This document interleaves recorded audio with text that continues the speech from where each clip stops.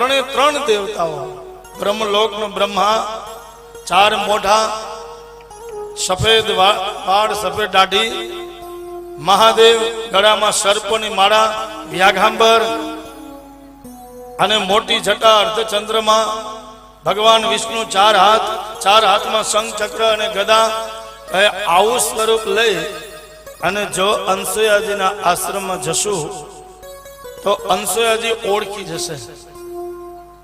આપણે જેની પરીક્ષા લેવા માટે જવું છે એ મને તમને ઓળખવા જોઈએ નહીં. એટલે એનું જે સાચું સ્વરૂપ હતું એ ભાગવતજીમાં પધરાવ્યું. મોટી દાઢી, મોટી જટા અને એક સંતનું સ્વરૂપ લઈ ભગવા કપડા પહેરી અને અંસુયાજીના આશ્રમમાં આવ્યા છે. ત્રણે ત્રણ મહાત્માઓ માં અંસુયાના આંગણે આવીને કહે, ભિક્ષાન દેહી, માં ભિક્ષા આપો. માં અંસુયા ભિક્ષાની ટોપલી ભરી અને ત્રણે ત્રણ મહાત્માની જોડીમાં નાખવા જાય ત્યાં તો ત્રણે ત્રણ દેવતાઓ કહેવા લાગ્યા, માં તમારા અંગ ઉપર જો વસ્ત્ર હોય તો એવી પરીક્ષા, એવી ભિક્ષા અમે લેતા નથી. માં અમને ભિક્ષા આપો ત્યારે તમારા અંગ ઉપર એક પણ વસ્ત્ર હોવું જોઈએ નહીં. નિર્વસ્ત્રે જો અમને ભિક્ષા આપો તો અમે ભિક્ષા ગ્રહણ કરીએ. માં અંસુયા સમજી ગઈ કે સાધારણ સાધુ નથી, આ કોઈ દેવ આવ્યા હોય સાધુના સ્વરૂપમાં, મહાત્માના સ્વરૂપમાં અને અમારી પરીક્ષા કરતા હોય. તો માં અંસુયા કહે કે નિર્વસ્ત્રે જો ભિક્ષા આપું તો મારું પતિત્વ લાજે, મારું સતીત્વ લાજે. અને જો ભિક્ષા ન આપું અને મહાત્મા ભિક્ષા લીધા વિના મારે આંગણેથી જાય તો મારું આતિથ્ય લાજે, મારો આતિથ્ય ધર્મ છે. તો માં અંસુયા કહે કે ભિક્ષા આપું તો મારું સતીત્વ લાજે અને ભિક્ષા ન આપું અને મારા ઘરેથી એમનો મહાત્મા નીકળી જાય તો મારું આતિથ્ય લાજે. પણ સતીની શક્તિ, સતીની તાકાત અને પતિવ્રતા નારીની શક્તિ કહે છે કે આ કોઈ દેવ હોવા જોઈએ અને મારી સ્વયં પરીક્ષા લેવા માટે આવ્યા હોય. તો માં કહેવા લાગી, કોઈ વાંધો નહીં, નિર્વસ્ત્રે મારા અંગ ઉપર એક પણ વસ્ત્ર નહીં હોય અને હું તમને ભિક્ષા આપું તો તમે ગ્રહણ કરશો. ત્રણે ત્રણ મહાત્મા કહેવા લાગ્યા, દેવી આવી રીતના જો ભિક્ષા આપો તો અમે ગ્રહણ કરશું. તો માં અંસુયા કહેવા લાગી, કોઈ વાંધો નહીં મહારાજ. હાથમાં જલ લે અને એટલી પ્રાર્થના કરે કે કાયાથી, મનથી, વાણીથી મેં જો પતિવ્રતા ધર્મનું પાલન કર્યું હોય તો આ ત્રણે ત્રણ મહાત્માની ઉપર જલ છાટું અને જલ છાટતાની સાથે જ બાળક બને, બાળક બને, બાળક બની જાય. અને આ સતીત્વની તાકાત, સતીત્વની શક્તિ આ ત્રણે ત્રણ દેવતાઓની ઉપર, ત્રણે ત્રણ મહાત્માની ઉપર જ્યાં જલનો છટકાર કરે ત્યાં તો 6 મહિનાના નાના નાના બાળક બની ગયા છે. માં કહેવા લાગી કે 6 મહિનાના બાળક હોય અને એની સામે નિર્વસ્ત્ર જઈએ તો કોઈ દોષ લાગતો નથી. શાસ્ત્ર કહે કે 5 વર્ષનું બાળક હોય એ 5 વર્ષ સુધીના બાળકની સામે તમે નિર્વસ્ત્રે જાઓ તો ભાગવત કહે, શાસ્ત્રો કહે, સંતો કહે આપણને દોષ લાગતો નથી.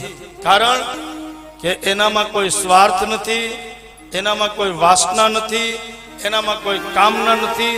એટલે આપણે નિષ્કામી જે હોય એની સામે નિર્વસ્ત્રે જાય તો કોઈ દોષ લાગતો નથી.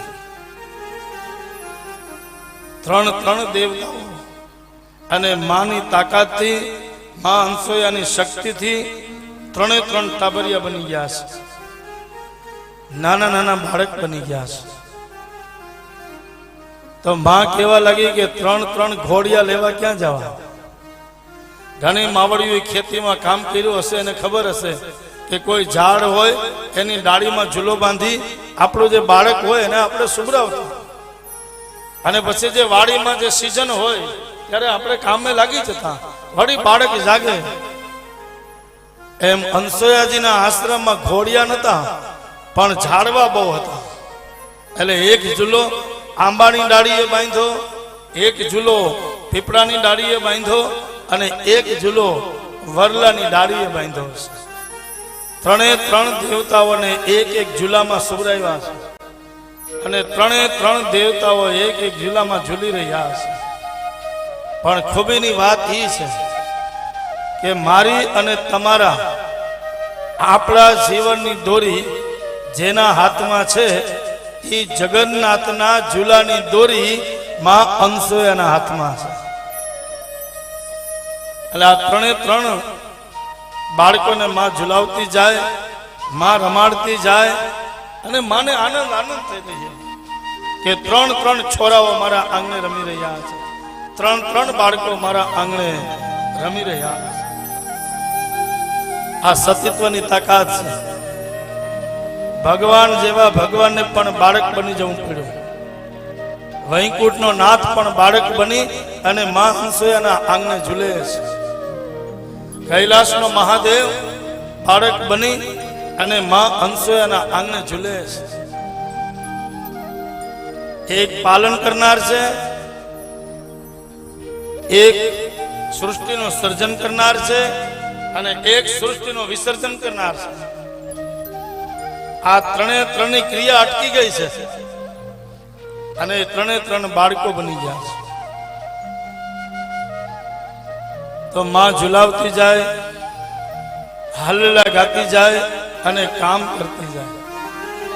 નાનું બાળક બહુ રડે તો માં એને સુવડાવવા માટે ઘોડિયા ઝૂલો નાખતી જાય અને હાલરડા ગાતી જાય. આ બહુ સમજવા જેવી વાત છે.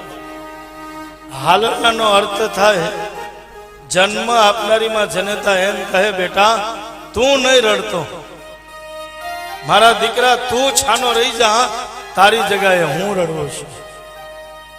હાય હું રડું, તું છાનો રહી જા. તો ત્રણે ત્રણ દેવતાઓને સુંદર મજાનું ઝુલાવી રહ્યા છે. કહેવાય છે ને કે ત્રણ જણા જ્યાં સુધી જીવતા હોય ત્યાં સુધી જગતમાં કોઈની તાકાત નથી કે એના ધનને એને કોઈ હાથ લગાવી શકે.